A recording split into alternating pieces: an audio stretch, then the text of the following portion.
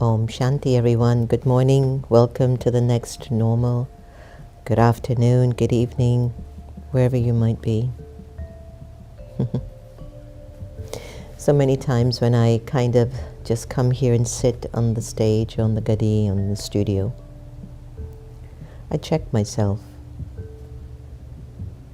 I check where I am on the inside. I check what I'm feeling. I check what I've been through. I think about individuals that I'm concerned about and hoping that they'll be okay. I observe how folks in my family and around me are also changing. And I just think about everyone's well-being. I don't know if you have the same behavior or the same attitude or intent. Have you found yourself to be similar? I think about our nation, our country. Think about our world. I think about what is it that makes perhaps sometimes me, the role that I'm playing, sometimes I'm not at my ultimate best. And what is it that's happening to me at that time? Have you ever just, when you're walking and moving around and thinking about life, hustling, getting the company up to where you envision it to become, trying to find the right people to surround your vision, or even your family members to just be in alignment with the growth of your family. Have you ever just gone inside and really observe your thoughts and what they mean? Just a few things. I need to lose weight. I need to make sure that I exercise. And I'll wake up in the mornings and I'll say I should exercise a little. And it's a thought, but it doesn't have any power. And so I'll ask, like, what's going on? You know you should exercise. You know you should do this, maybe drink more water, have more raw foods. I'm lactose intolerant, so becoming a vegan isn't a big deal for me. I won't give up my cheese pizza. Not yet. Maybe later, but not yet. It's a thought, it's a thought vibration. You think about these things. You know that to do something for yourself is good for you, but you just don't do it. It somehow lingers somewhere in the distance, away from where your power is to initiate this pure thought. Why? What has my power attached somewhere that I can't do or act or be what I think or feel? Did you know that there is a time in your soul's journey that if you had a pure thought, it would manifest whatever you thought about? Did you know that? There was a time that we were so pure as an energy that if I had a thought that was pure, nothing would get in the way of accomplishing it. We're in an age where there are so many options and choices, and we don't have enough wisdom to discern what is beneficial for me and the people around me. Very few souls that I have met have discerning power. And I don't know if it's something appointed to leaders or just appointed to people who have common sense. But that discernment, the discernment that emerges in your thinking capacity, your choices, your decision making, that comes from a practice of being very honest with yourself. And self-honesty is a very detaching practice. Deception with self is because of attachment to self. Did you know it? And I'll tell you, when I think about just a simple thought, I need to exercise and make sure the muscles and stuff are working well. I've got a lot to do. God wants to use me a lot. But my attachment is somewhere deeply recorded in my subconscious. Nah, you'll always be young. Nah, you don't care for your body that much. Maybe you just feel like you should suffer more. That's what attachment will do. As an energy, it's recorded in the soul. It's in your personality. Attachment will never want you to do good. Did you know that? And many people, when I used to give the Raja Yoga course, they would share, "Oh, sister, but there's no way. Are you telling me I have to be detached from my family?" No. Nobody said to leave family or friends or leave the world behind. If that was true, then I wouldn't be sitting here in front of you. I'd be living in the jungles with one cup, drinking my tea or my water. That would be some sannyas. No, detachment is actually a natural state of the soul when it's in its purest state.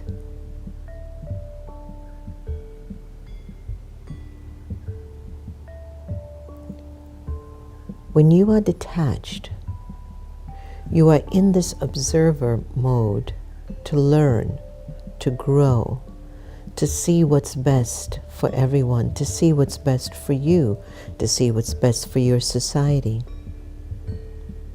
You see, detachment and love have a very deep connection to each other.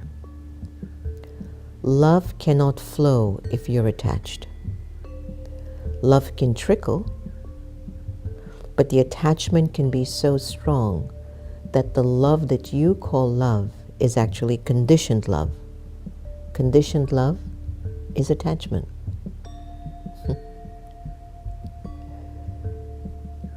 Conditioned love is attachment. It really isn't pure love.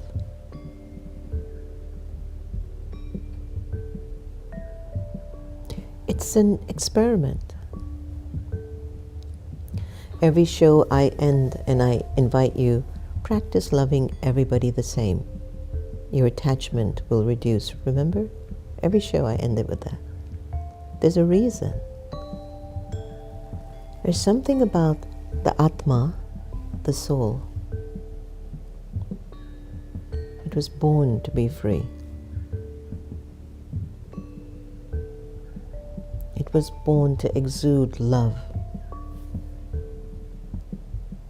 and joy. And within that, there's a wisdom. And so detachment is very deeply connected to you being in the experience of love, overflowing. Attachment is the ball and chain that says, stop it. Here's a different form. Here's a different way. I'll teach you how to love if you do it my way, if I'm able to control you, possess you, own you, hurt you, deceive you, manipulate you, annoy you, be stubborn, my way or the highway. That's attachment, you know. It's the deep-rooted intention. And you only recognize it when you're in the position or in the situation where you see that tendency emerge. Prior to that, it's so subtle and under the carpet, you don't know if it's attachment that's working or something else. Example, 1 second. You're cooking the food for the family. You're all happy. You know, la da da da da, singing, having a good time. Put the food on the table. Someone isn't in such a good mood. Hate this food, get it away from me. You're devastated. Why are you devastated? Because you were cooking thinking you're cooking for your husband, your wife, your child, your in-law, and they were so disrespectful of your energy and it just devastated you, especially if they tell you food's not good at all. And you get so upset, so disheartened, so angry that you're not realizing they have a right to tell you, I don't like your food. But do you have a right to lose your dignity and your peace and your love? And why do you do that? Because someone doesn't like your way. It's the attachment in you. It's the energy of attachment. And at that moment, as you were messing up and upset and angry and ready to seek revenge, you're not aware that the energy of attachment is making you think, speak, and behave in that way. And at the time that it's happening to you, you think you're right. How dare you? I've slaved over this stove for 6 hours and this is the kind of appreciation. Yeah, it's right. They could have appreciated. I agree. I'm not saying that. They could have appreciated my effort and they didn't. But if I was cooking with love and my spouse or my wife says, move it away. I'm like, are you okay, honey? What's going on? You didn't have a good day today. Love will just come through me. I'm not attached. My company is going through a rough time.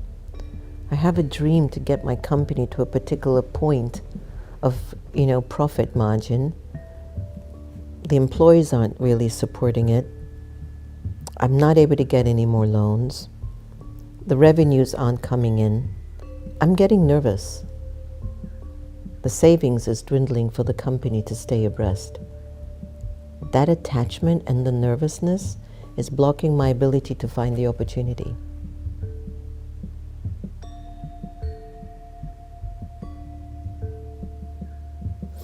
But if I detach myself and I look at what's going on with the company, detachment means I'm beginning to open up. I'm opening up the love that I am as a soul, my natural quality as God's child.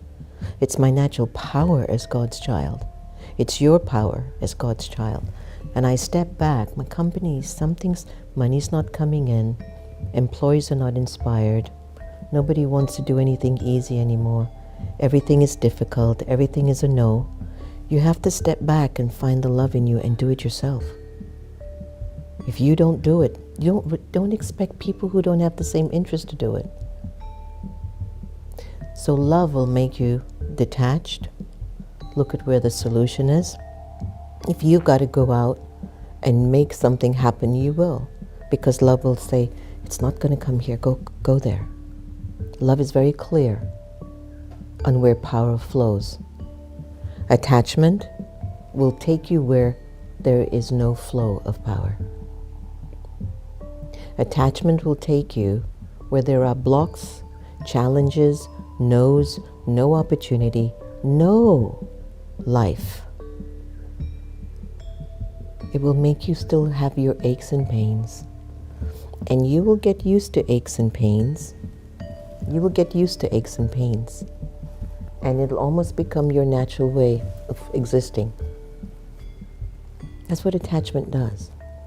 And in our society today as a world, everybody is just used to that. And in our teachings of Raj Yoga and the Brahma Kumaris, you have to break it.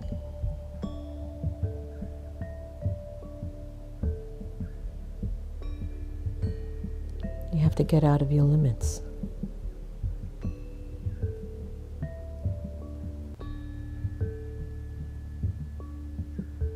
And so detachment and love go hand in hand. And I am guaranteeing you this. You try it today, and you will see a complete change in your life. The moment I step back and look at really what's going on, I'll find the answer. When I stay attached, I stay small. There's a problem, and everybody keeps going to right where the problem is. You know, the Meditation Museum has over 10,000 on their mailing list. And every time we send out announcements, just think about it. Every week we have a program, a project or something. And after a while, if you keep getting the same thing over and over again, you start to ignore it. Now for me, when I detach and I look at what's going on, I see the only thing required is just an expansion of our reach of the community, to be able to engage more in the community, to find individuals that we can talk to build relationships so that there is more of an intimate personal connection to the Meditation Museum. So we've had meetings and it's like, well, let's do this project and let's do this meeting, let's do this talk, let's do another talk, let's do another talk. And I just basically said, it's not about all the talks and the programs that we're putting together. We are overflowing with content. We need to reach out more to the community and create some intimacy with our community. It's just so clear to me. And so now I'm going to take it on board for me to just do that. Or if I don't, there will be no more Meditation Museum. We will not be able to finance the Meditation Museum. And even as I mention this over and over and over and over and over and over again, as far as the team and the collaboration of the team, it's not that everybody sees, okay, instead of putting energy in posting events and talks and stuff, let me put energy and go out and meet my neighbor. Let me talk to my neighbor and invite them into the space. That's where I should put my energy. Again, detachment with love sees that. But sometimes you rely on others and it's not always what works. There's not always the same motivation because they too have their attachments. I have my attachments. So it's a work in progress, huh? Here's something I got from Daddy Janki's book, Is There Another Way? Becoming Detached. You ask me, how can we practice detachment and still have our loved ones feel that we love them properly? There's no response to this because a lot of time is lost when we ask, how? It's so true. These are subtle things, and it's worth thinking about them further. Let us start by considering the 5 fingers. Are they all alike? No. Now think about the right leg and the left leg. If the two were attached, used as one, would they work? Would the 5 fingers work if they were joined together? According to the law of nature, to be attached means to cause a loss or damage. There isn't any real use for attachment. Daddy Janki, 103-year-old wisdom keeper. To be in a relationship is fine. There is a husband, and there is a wife, and there are children. But when there's attachment, what is usually the result? I have love for everyone. I care for all of you, and I don't let go of anyone. But from childhood onwards, we have to give true love. The real reason for the lack of exchange of true love is desire and attachment. There are too many desires. I want this, I want that, and the other. And there's too much attachment to bodily beings, possessions, and the properties. If we live according to desire and attachment, they will influence our relationships. Somebody gives me what I desire, so I favor that person. If others don't provide me with what I want, then I disrespect them. If we have these habits, we transfer and instill them too in others to do, and it spoils relationships. Attachment is subtly connected with the arrogance of the body. The ego of the body makes us concerned about what the world will say about me. then there are three things, especially in women, that are very harmful to relationships. First, women have a lot of subtle jealousy. Secondly, women have very sensitive hearts, and so they feel sorrow very quickly. And thirdly, women have a lot of expectations about relationships because all these concerns we don't relate and interact with people in a helpful way. Our children learn our bad habits as they watch us. We haven't taught our children simplicity, to live a simple life. So as they grow older, they demand a great deal from us. My advice: practice patience, peace, and love in your relationships. And not be too hasty in pointing the finger of blame. No, just simply be peaceful, have patience, and work things out. We need to have faith and trust in ourselves, and then the courage to do what's right. When there is honesty and love in a relationship, that's a good relationship, and it's not based on attachment. Human beings cannot survive and play our part in this world without relationships. So let us accept the things we receive with love. Let us satisfy people with the true love that they have not found elsewhere. And they will never forget that experience of that true love. Remember, attachment is very subtle. But when you receive subtle love, it will free you from attachment. So really, I will connect subtle love. Start with good wishes and pure feelings. Good wishes and pure feelings. What does AI say, Santosh, about being detached and loving? Does it have any thoughts of wisdom to share? Being detached and loving is about maintaining a healthy emotional balance. This is true. So let's take a look quickly. Understand the nature of love. There is unconditional love, and there is love versus attachment, see? Number 2, focus on your inner state. Self-love is crucial nowadays. Practicing mindfulness. Number 3, set healthy boundaries. Emotional independence. Boundaries versus walls. Very important to practice. And when you watch the show over, you can read through it. And when you try to practice non-attachment. Let go of control. Release your expectations in these relationships. Cultivate compassion, empathy with detachment, service without attachment. Maintain a spiritual perspective, trust in a higher purpose, and meditation and reflection helps. Number 7, balance involvement with detachment. Be very present. Just keep learning to let go. Being detached and loving means showing up fully for others, offering care and support, but also knowing when to step back and give space for growth. Powerful.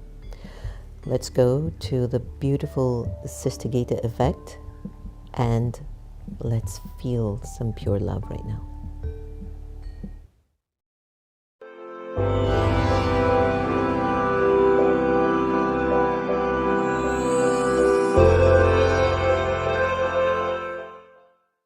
Change and opportunity.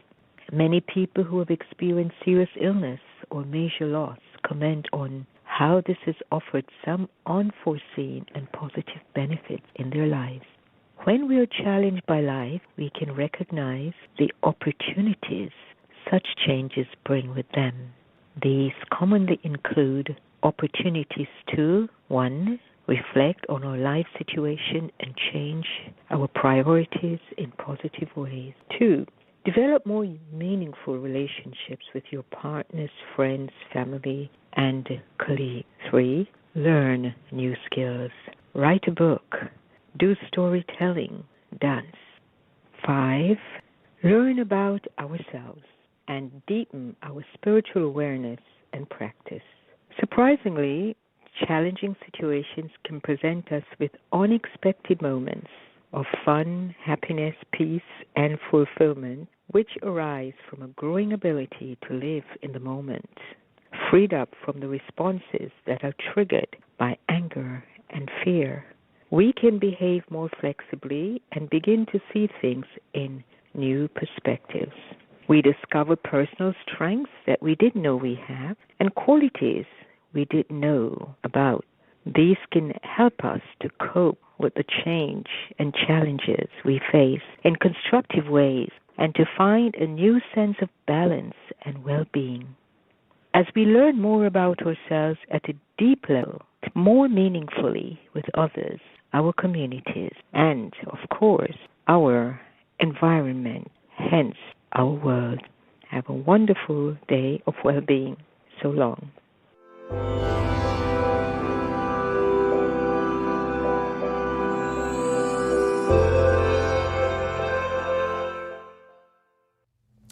I love that soul.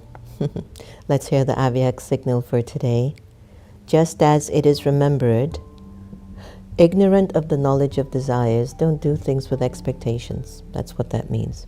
This is the speciality of living an angelic life. When you as a spiritual person, or if you're a Brahma Kumar or Kumari, when your life becomes one of an angelic life, you will attain a stage where you're free of these karmas. You're in this karma teat stage. You're above all the external situations. What a great stage. Such souls are never tied in the bondage of impure actions, wasteful actions, sinful actions, nor do such souls spend any time in the past. So true.